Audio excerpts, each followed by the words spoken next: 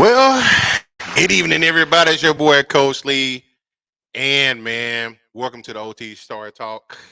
It's a tough one down here in Cowboy Land, but hey, man, we gotta face the music. We gotta own up to it, man. It is what it is at the end of the day. Um, man, man. Yeah, let's talk about some stuff, y'all. Boys taking on the chin today. That was tough. It was back and forth. Um, man, I don't, I don't know. Uh, I don't even know where to start at. That was definitely a tough L. Um, it went back and forth, a seesaw game. Can't even be mad about it though. They asked, "Hey man, we showed up. Came up short, but it is what it is at the end of the day." But we got let's see, who is this? We got that's Chris. Hey, shout out to you, Chris, man. It was not for that touchdown taken away. Dallas would have won. Yeah, yeah. It didn't. It's woulda, coulda, shoulda. It's one of those tough ones. At the end of the day, appreciate you, man. Much love to you too as well, Chris. Um, man, let's just get into it, man. I always like to talk about a couple of same things each week. Just look at it from my perspective. Having been a lifelong Cowboys fan since the '70s, I ain't going nowhere. Ain't gonna go nowhere. Oh man, that's tough, man. It was tough. That was tough. Yeah, yeah. Shout out to you, Dale. Dale with their fire intros always. Appreciate you, man. Always doing some great work. Great work. Get at me, man. Get at me. Pre-game thoughts. So, coming to this game, Philadelphia had the best record in the league. It's coming in at 7-1. Dallas is coming in at 5-2. First place is on the line. Philly going to a bye. Um, if they won, which they did, they're about 2.5 games, and they hold the initial tiebreaker. Um, so it kind of puts us in a bind. So they came out on top. 8-1. We 5-3 now. Um, yeah, man, it was.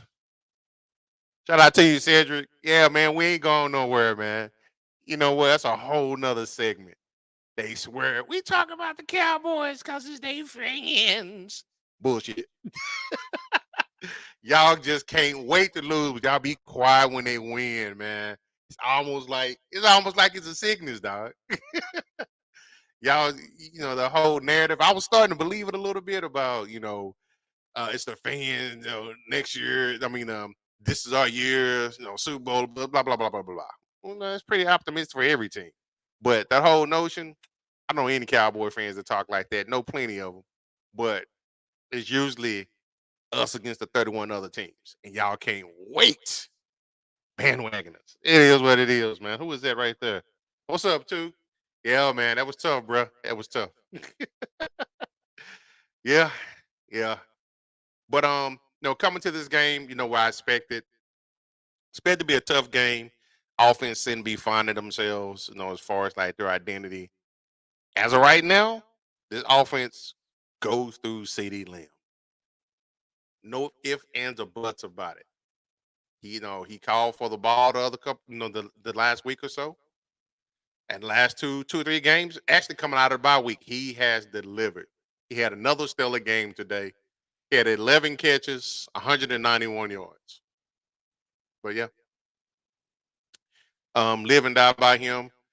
Whew. Yeah, Bobby. On a Sunday, man, gotta take that L on the chin.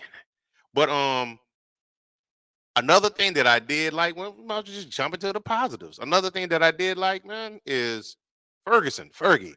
I talked about him this morning during the fantasy show, and as always, Fergie did his damn thing. He's quickly becoming the number two option on this team.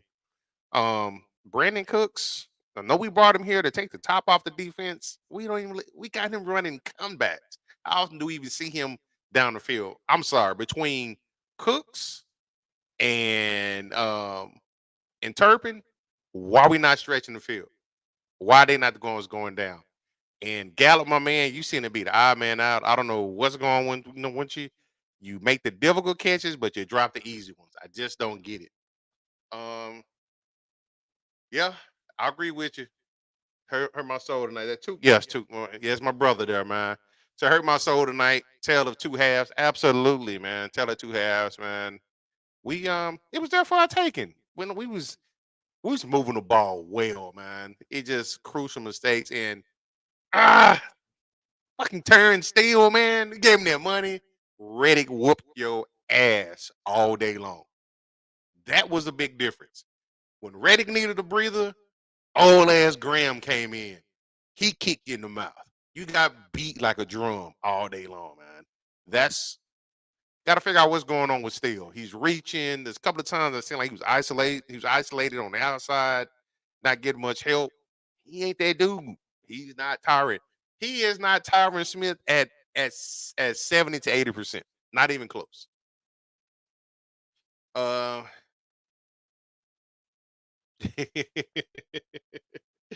I don't even know how to even approach that, man. He just seemed like he just got beat all day long. Didn't know what to do.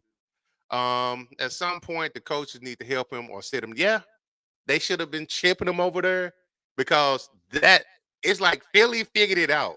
That left side of the line where Steele was at, that's where they started sending all the pressure. Tyron held up for the most part today. No, Martin gonna do his thing. I saw I saw Tyler Smith out there. He was kicking people asses today. I saw him doing his thing, but yeah, that was the beginning and the end of the line for his pass protection, and it broke down in the most crucial points in the game. They driving. He gave up back-to-back sacks. It was crazy, man. But I tell you something. I ain't the one to make excuses, but man, it ain't even just on Dallas side, even on Philly side. The refs played too much into the game today. It was some crazy pass interference called. Even, even, even though this play right here, yes, I agree. He was short the line of scrimmage. But you know what should have happened on that play? It should have been first and goal on the one. He tackled him before he even caught the fucking ball. Y'all gonna hear me cuss tonight. I'm hot. I am fucking hot. Yeah, man, he tackled a man. That one, um, that bullcorn pass interference on Gilmore against Brown. Yeah, I agree with you. The refs definitely won today. The refs should even be a thought in the game. It should just be the players playing. They should be calling the obvious stuff. But it's like even the one where they called in the end zone when I think it was Wilson when he tugged Brown's shirt. He can't even get it. They call that. They call that. See, Dale said, but if he drops the ball, it's incomplete, right? At what point is it a catch? Um, it's definitely was a catch, and he was short. If he had a dropped it, obviously that was forward down, but the safety tackled him before he caught the ball. That should have been if it should have been a pass interference, it should have been that one. But they swallowed their whistle on that one. But hey, like I told some of my buddies earlier before I came on, at the end of the day, you got to make the plays when you count.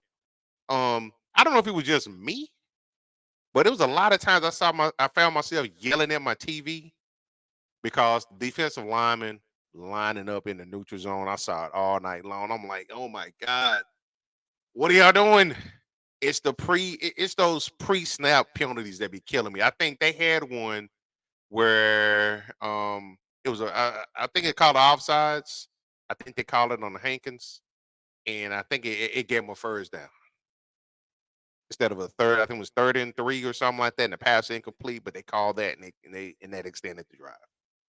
That's the type of stuff I'm talking about. And undisciplined play, it goes back to unfortunately to the head coach. Yeah, I get it. He's back to back 12-5 seasons, blah blah blah blah blah. I get all that. It's great. But considering the talent that's been put on this team, the defensive side of the ball, for the most part, offense, I still say if it was a big mistake that they made during the trade deadline, was not getting a running back. Hell, Dowdle needs to play more. Tony Parker, Tony Pollard. She should still be that. Yeah, he can be your starter, but he still needs to be that change of pace back. Um, Dowdle runs hard. He moves the chains. But even on the big run he had today, what was it?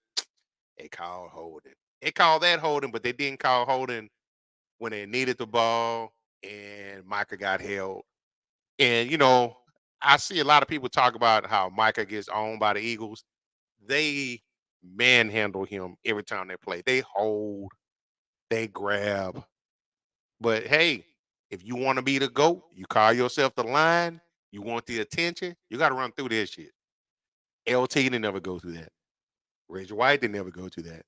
Aaron Donald don't go through that. If you're gonna do that to try to beat me, guess what? I'm gonna beat you down by letting you know no matter what you try to do to stop me, I'm still gonna dominate the game.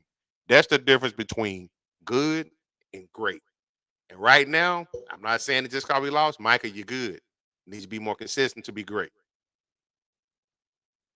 Um, Either you're coaching it or allowing it to happen. No, he definitely ain't coaching it, but he is allowing it to happen. Jimmy Johnson wouldn't have put up with that. Bill Parcells wouldn't have put up with that. Coach Landry wouldn't have put up with that. If they know there's ramifications for mental mistakes, it's a whole completely different narrative. They won't be out there playing all loosey goosey like that. It was even sometimes I saw OC when he was trying to get the ball back. He makes a play, he pushes the other player, and I'm like, I get it. The testosterone's going. Football is an aggressive sport, but you got to think of the situation. If the refs are already calling bullcorn penalties, why would you even put your foot in the water to even play with that? If you know it's a possibility to cost your team, you got to be smarter than that. At the end of the day, um, some of the stats, for the most part, they I think they did good. Yeah, we lost, but we at least showed up. We had a showing today. We showed up a lot better than we did against San Fran. Philly's going into the bye again. They're up. They're 8-1, the best record in the league. But hey, once you get to the postseason, their record don't mean nothing. It gives you, yeah, you get home field advantage. Yeah, you can win the division, would automatically put you into the playoffs. But any given Sunday, you can take the L on the chin. You get punched in the mouth. Um, some other positives that I like to see. Man, you know me. I am Dak is Dak. I don't. I'm not high here with him. Definitely not low, but Dak is just Dak. I figure how the team goes. I mean, how Dak goes, the team goes. Today was one. It was Dak. It was Rain Dakota Prescott showed up today. Granted, at the end, can't put that on him. Still was getting beat like a drum, like I said. But for the most part, he didn't throw any interceptions. He threw 3 tubs a day. He went 29 for 44, 374. That's big, big, big game type numbers. Passer rating of 115.2. Yeah, yeah. But a lot of passes, seeing they found the identity. I think total we had 21 carries. 21 carries to 44 pass attempts. That's not the recipe. I thought the reason that you got rid of Kellen Moore was because you wanted to run the ball more. Dictate that. Yeah, Dak definitely put it out online today. He showed up today. Rain Dakota Prescott showed up today, and he was not Prozac Dak like he is sometimes during big games.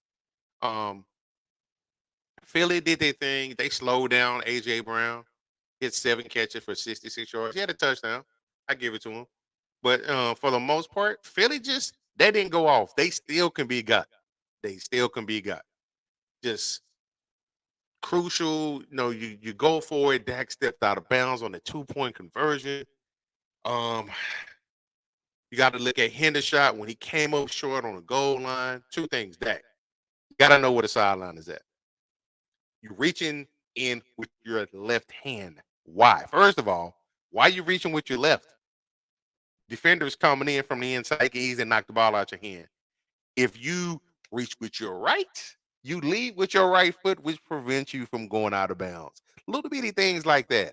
Hendershot. Why would you run a route not in the end zone to make sure that you're into the end zone when you catch the ball? You run it short. It's a rookie mistake, but come on, man. You play big college football. You're a second round draft pick. Situational awareness. That was the difference between Jimmy Johnson teams and everybody that came after him. Bill Parcells teams and everybody that came after him. They practice situational moments. I don't even hear that McCarthy does that. I'm gonna be honest. I think if they won and done in the playoffs this year, I think this is McCarthy's last year here because the one consistent that's been on this team is Dan Quinn and his defense. He's not gonna keep turning down head coaching jobs. And I don't know if anybody can come in here and do what they did. I mean, do what he does with that defense.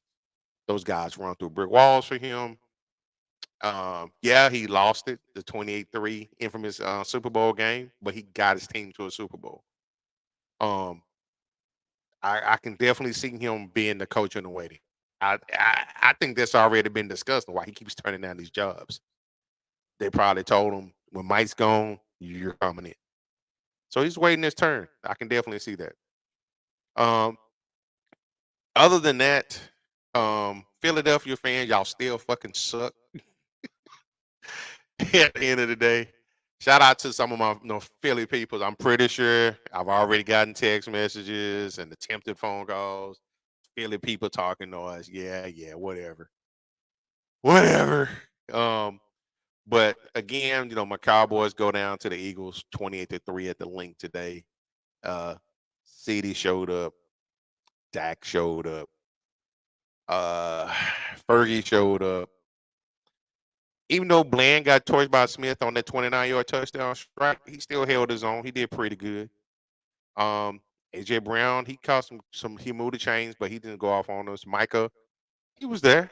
It wasn't a typical Micah game where he, strip sacks, anything like that. No, he did a couple of sacks, I believe. But yeah, at the end of the day, Micah's Micah. No, we can't complain about it too much.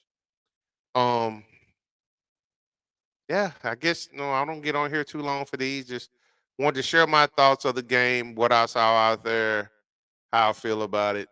Yeah, whatever. What the F ever, man. Yeah, I don't I don't know. Um, but yeah, hopefully your team won today. Again, mine didn't, but it is what it is. Much love for y'all. If you got any comments, leave them in here. We'll come back and holler at you. What's up, Will? Don't come here with that hating, man. Don't come here with that hating, Will. No, it is what it is, man. Mike McCarthy, you on the clock, homie. Get your shit together because 5-3. Yeah. To be honest, looking at the schedule, I expected us to be 6-2 at this point. I knew coming in the first 8 games, I knew we had San Fran on the schedule. I knew we had Philly at home. San Fran was on the road as well. I knew it was going to be kind of hard. But 6-2 was the best case scenario. So yeah, that Arizona L that we took, that's going to come back to hunt us. The only win for Arizona, that's going to come back to hunt us. And man, you did your thing. You did your thing by not showing up. Drop the ball. I think right now, as far as what's the standings, I think that puts us at what does it put us right now? We're 5-3, and it puts an NFC in the division. We're still a game up. No, a game and a half up on Washington. Um, we're 2.5 back on Philly. For the wild card standpoint, we are we're half a game up on Minnesota for the second for a wild card. We're in front of Atlanta for a wild card, and we're tied with Seattle. So right now we're still in the playoffs. Got to start. It's going to come down. I know it's early, but it's going to come down to that. Outside looking in, seems coaches stay as long as they fall in line with Jerry. Yeah, yeah. The puppets do. Jimmy left on his own. Parcells left on his own, and guess what? They had success. It's Jerry, man. At the end of the day, it's Jerry. Uh, I'm just glad that he's too old to come down on the field now. He used to come down during the game, make his presence felt, try to be part of the team. Man, go sit your ass in the owner's box. Write the checks, hire people to run the team for you. This is why it's 29 years and counting. He's too busy trying to prove a point They can't even win one without Jimmy. That's why Jimmy's not in the Ring of Honor yet. Jimmy will not be in the Ring of Honor until Jerry wins the Super Bowl. So guess what, Jimmy? You ain't gonna get in there, man. No time soon. Jerry, I don't know who said that. I can't see the comment. But yeah, Jerry's going Jerry. That's why we have been stuck in futility.